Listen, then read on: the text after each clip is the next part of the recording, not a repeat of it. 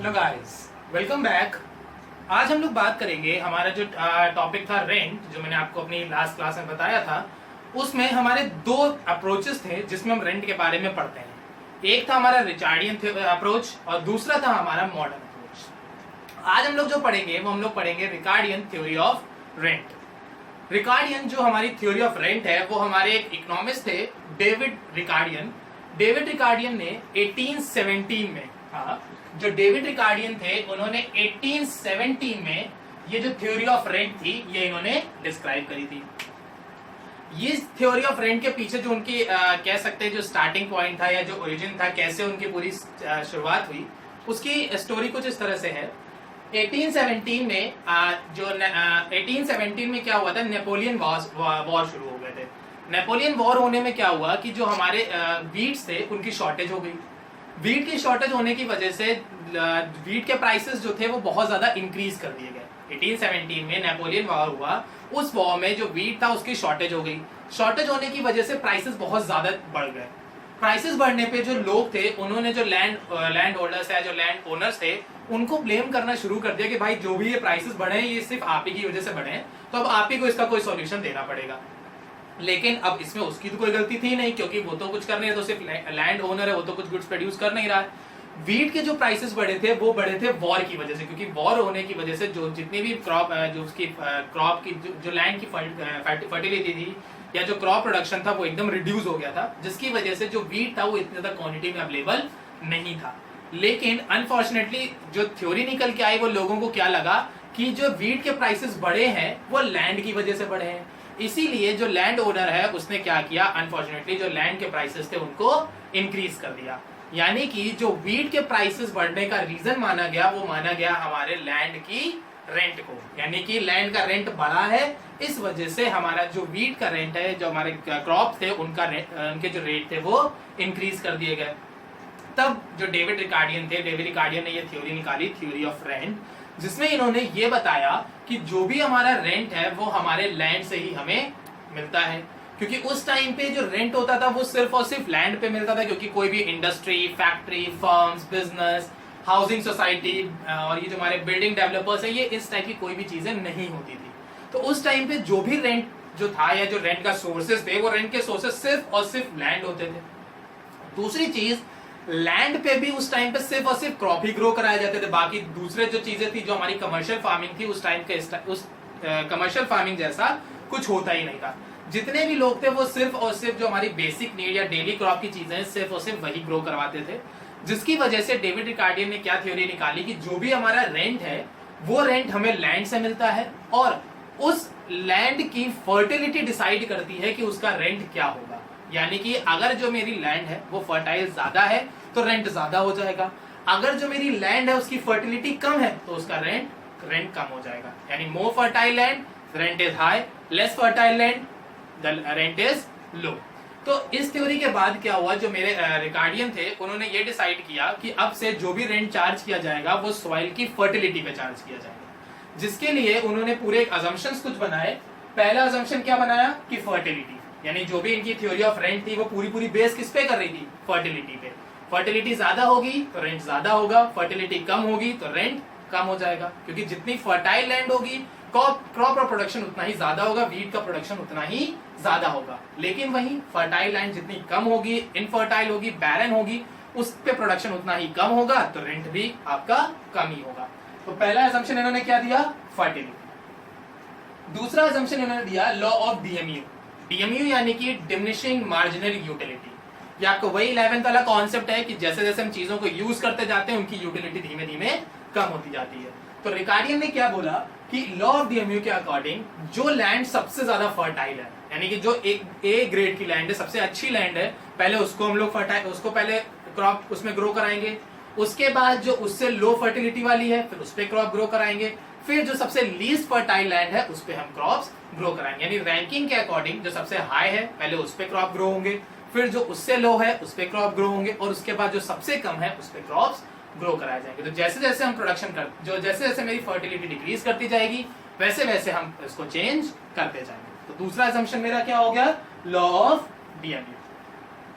तीसरा जो उनका असम्पशन था, जो कि मोस्ट इंपॉर्टेंट असम्पशन उनके अकॉर्डिंग था, वो था लिमिटेड सप्लाई ऑफ लैंड। वो ये मानते थे कि जो मेरा लैंड है वो एक गिफ्ट ऑफ नेचर है, और जब वो एक गिफ्ट ऑफ नेचर है तो हम उसको प्रोड्यूस तो कर नहीं सकते, क्योंकि वो जितना हमको नेचर से मिला हुआ है वो उतना ही रहेगा, ना उसको ज्यादा कर सकते हैं ना ही उसको हम कम कर सकते हैं। तो जब मेरी लैंड है उसकी जो सप्लाई है वो लिमिटेड है, लिमिटेड सप्लाई होने की वजह से अब हम उसकी रेंट तो हाई कर नहीं सकते, क्योंकि जितना मेरे पास अवेलेबल है हम सिर्फ उसी पे चार्ज कर सकते हैं, ना ज्यादा ना कम। तो अगर आपकी जो लैंड है वो फर्टाइल है तो उसकी रेंट ज्यादा हो जाएगा, अगर आपकी लैंड बैरन है तो उसका रेंट कम हो जाएगा। बट आप लैंड की जो सप्लाई है, जो आपके लैंड की सप्लाई हो रही है, कि आप सोचो कि हम सप्लाई ज्यादा करके पैसा ज्यादा ले लेंगे, तो ऐसा आप नहीं कर सकते हो। आप उतनी ही लैंड सप्लाई कर पाओगे जितनी आपके पास अवेलेबल है, और उसका रेंट जो चार्ज होगा वो डिसाइड होगा according to fertility. Last assumption उन्होंने दिया गिफ्ट ऑफ नेचर। अभी जैसे मैंने आपको बताया कि जो लैंड है वो गिफ्ट ऑफ नेचर है, आप इसको प्रोड्यूस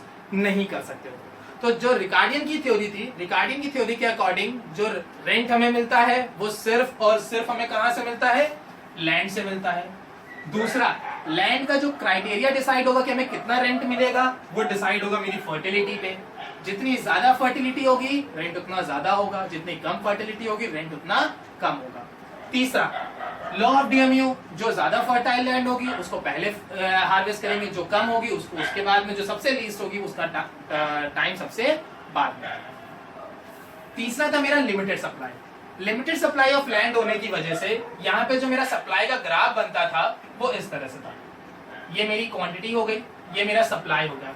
क्योंकि लिमिटेड सप्लाई है, हमें और ज्यादा मिल नहीं सकती लैंड, तो यहाँ पे मेरा जो सप्लाई का ग्राफ था वो था परफेक्टली इनइलास्टिक। परफेक्टली इनइलास्टिक का मतलब क्या हो गया कि अब चाहे आप डिमांड ज्यादा करो या कम करो, हम सप्लाई इंक्रीज नहीं कर सकते हैं। तो अब यहाँ पे जो मेरा डिमांड कर्व होता है वो डाउनवर्ड स्लोपिंग होता है, ये डी हो गया, यानी इसके अकॉर्डिंग ये मेरे प्राइसेस हो गए। इस क्वांटिटी पे ये डिमांड हो रही है तो प्राइसेस मेरे इतने होंगे।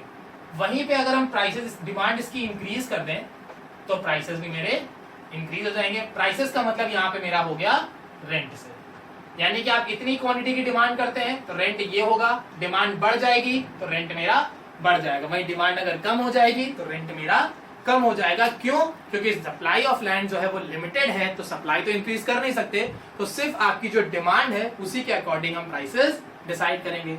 और ये जो डिमांड है ये कैसे आएगी, सॉइल की फर्टिलिटी से। जितनी ज्यादा फर्टाइल होगी लैंड, रेंट उतना ज्यादा होगा, प्राइसेस उतने ज्यादा होंगे। लैंड जितनी कम फर्टाइल होगी, बैरन होगी, रेंट उतना ही कम हो जाएगा। अब इन्होंने क्या बोला कि जो लैंड का रेंट हम लोग डिसाइड करते हैं उसके लिए कुछ केसेस हैं। इन्होंने 2 केसेस दिए जिसके बेस पे आप अपनी लैंड का रेंट जो है वो डिसाइड कर सकते हो। 2 केसेस कौन कौन से थे? पहला था फर्टिलिटी और दूसरा था लोकेशन। फर्टिलिटी का कॉन्सेप्ट वही सेम है, more fertile more rent, less fertile less rent. जितनी ज्यादा फर्टिलिटी होगी रेंट उतना ज्यादा होगा, जितनी कम फर्टिलिटी होगी रेंट उतना कम होगा। लोकेशन की क्या थ्योरी थी? लोकेशन में इन्होंने ये बोला कि अगर आपकी जो लैंड अवेलेबल है उसके आसपास सोसाइटी है, वहां पे कमर्शियल व्हीकल अवेलेबल है, कमर्शियल डिपार्टमेंट अवेलेबल है, या फिर वहां पे नियर बाई मार्केट बहुत अच्छी है, या फिर सोसाइटी बहुत अच्छी है, अगर आपकी लोकेशन के पास या आपकी जहां पे लैंड है वहां पे आसपास जो सोसाइटी है वो अच्छी है, तो ऑटोमेटिकली आपका जो लैंड का जो रेंट होगा वो हाई हो जाएगा।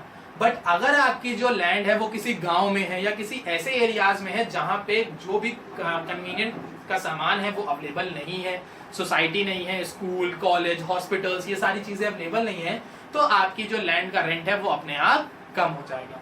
तो पहली चीज तो फर्टिलिटी के बेस पे आप रेंट डिसाइड कर सकते हो, दूसरा आप लोकेशन के बेस पे रेंट डिसाइड कर सकते हो। अब फर्टिलिटी के केस में जैसे मैंने बताया कि जैसी जैसी लैंड होगी वैसे वैसे डिसाइड होगा क्रॉप का, तो यहां पे भी कुछ क्राइटेरिया उन्होंने रखे थे फर्टिलिटी वाले केस में। वो क्या थे? Land A B C, 3 land उन्होंने दी। इन तीनों लैंड का जो फर्टिलिटी रेट था वो अलग अलग था।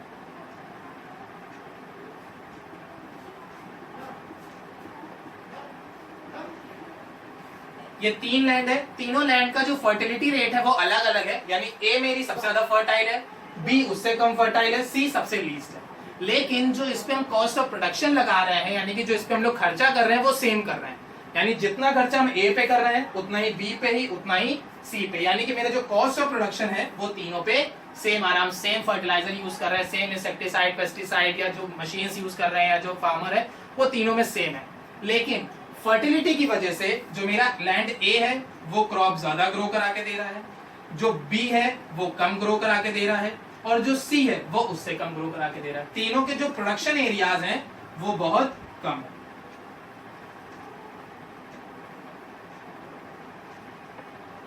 ठीक, यानी कि रिकार्डियन की थ्योरी के अकॉर्डिंग उन्होंने क्या बोला, आपकी लैंड की फर्टिलिटी भले ही अलग अलग हो, आप अलग अलग फर्टाइल लैंड के साथ हो, बट उनमें आपका जो कॉस्ट ऑफ प्रोडक्शन है वो सेम होगा, क्योंकि आप उसमें कुछ भी इंक्रीज या डिक्रीज नहीं कर सकते हो। जैसी आपकी लैंड है वो वैसी ही बनी रहेगी, ना आप उसमें फर्टिलिटी इंक्रीज कर सकते हो ना उसकी फर्टिलिटी डिक्रीज कर सकते हो। इसलिए आप उस पर कॉस्ट ऑफ प्रोडक्शन उतना ही लगाओगे जितना आप बाकी लैंड्स पे लगा रहे हो। लेकिन ज्यादा फर्टाइल होने की वजह से आपको जो लैंड ए है वो कम कॉस्ट ऑफ प्रोडक्शन में ज्यादा प्रॉफिट दे रही है, लैंड बी जो है कॉस्ट ऑफ प्रोडक्शन तो उतना ही है, प्रॉफिट मार्जिन थोड़ा सा कम हो गया, और सी में प्रॉफिट मार्जिन और कम हो गया। ये सिर्फ किस वजह से, due to the fertility of the land. यहाँ पे cost of production, farmer, machinery का कोई भी रोल नहीं। लोकेशन के केस में सेम वही है, जैसी लोकेशन होगा वैसा आपका रेंट हो जाएगा। तो अगर एक समरी तैयार की जाए, जो मेरे रिकार्डियन थी उनकी, रिकार्डियन ने वॉर की वजह से इस थ्योरी का इनोवेशन किया था। इस थ्योरी के अकॉर्डिंग जो भी रेंट आपको आ रहा है वो सिर्फ लैंड से ही आएगा। लैंड आपकी लिमिटेड है, इस वजह से, लिमिटेड होने की वजह से इसमें जो प्राइस रेंट है वो भी अलग अलग होता है। इसलिए हम लोग रिकार्डियन थ्योरी को डिफरेंशियल रेंट थ्योरी भी कहते हैं। तो या तो आप रिकार्डियन थ्योरी ऑफ रेंट कह सकते हैं या फिर डिफरेंशियल थ्योरी ऑफ रेंट भी कह सकते हैं। रेंट डिफरेंट होने के पीछे दो रीजन है, फर्टिलिटी और लोकेशन। फर्टिलिटी के अकॉर्डिंग जितनी ज्यादा फर्टाइल लैंड, रेंट उतना ज्यादा, जितनी कम फर्टाइल लैंड, रेंट उतना कम। लोकेशन के अकॉर्डिंग, अगर लोकेशन के आसपास सोसाइटी अवेलेबल है तो रेंट ज्यादा होगा, अगर लोकेशन के अकॉर्डिंग सोसाइटी अवेलेबल नहीं है तो रेंट मेरा कम हो जाएगा। अब बात करते हैं कि कुछ चीजें ऐसी थी जो रिकार्डियन ने अपनी थ्योरी में नहीं लिखी, जिसकी वजह से उनकी जो पूरी ये थ्योरी थी वो गलत हो गई। क्या? सबसे पहले उन्होंने बोला था कि लैंड पे हम सिर्फ एग्रीकल्चर कर सकते हैं बस, बट ऐसा नहीं है। लैंड के कई सारे यूजेस होते हैं, हम उसमें घर बना सकते हैं, शॉपिंग मॉल बना सकते हैं, फैक्ट्री स्टैब्लिश कर सकते हैं, इंडस्ट्री लगा सकते हैं, हम कुछ भी उसमें कर सकते हैं। तो लैंड का सिर्फ और सिर्फ एग्रीकल्चर ही इस्तेमाल नहीं है। दूसरा उन्होंने बोला था कि हम जो सॉइल की फर्टिलिटी है वो इंक्रीज नहीं कर सकते, तो ये भी गलत है। हम लोग सॉइल की फर्टिलिटी इंक्रीज कर सकते हैं by the use of fertilizer, insecticide, pesticide या डिफरेंट टाइप के केमिकल यूज करके हम अपनी सॉइल की फर्टिलिटी दोबारा से रीगेन कर सकते हैं। तीसरा उन्होंने बोला था कि जो लैंड है वो फिक्स है, तो ऐसा नहीं है, लैंड इज अनरियलिस्टिक। उन्होंने क्या बोला? लैंड अनरियलिस्टिक है, लैंड जैसी कोई चीज होती ही नहीं, वैसा भी नहीं है।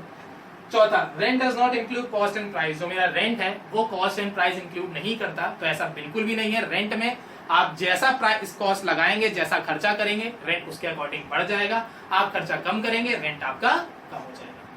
तो अभी हमने क्या पढ़ा? पूरी हमारी रिकार्डियन थ्योरी ऑफ रेंट था, इसमें हमने रिकार्डियन की थ्योरी पढ़ी, अजम्पशन पढ़े, क्रिटिसिज्म्स पढ़े और उसके केसेस पढ़े।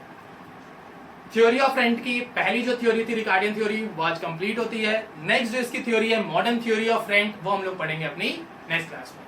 Thank you.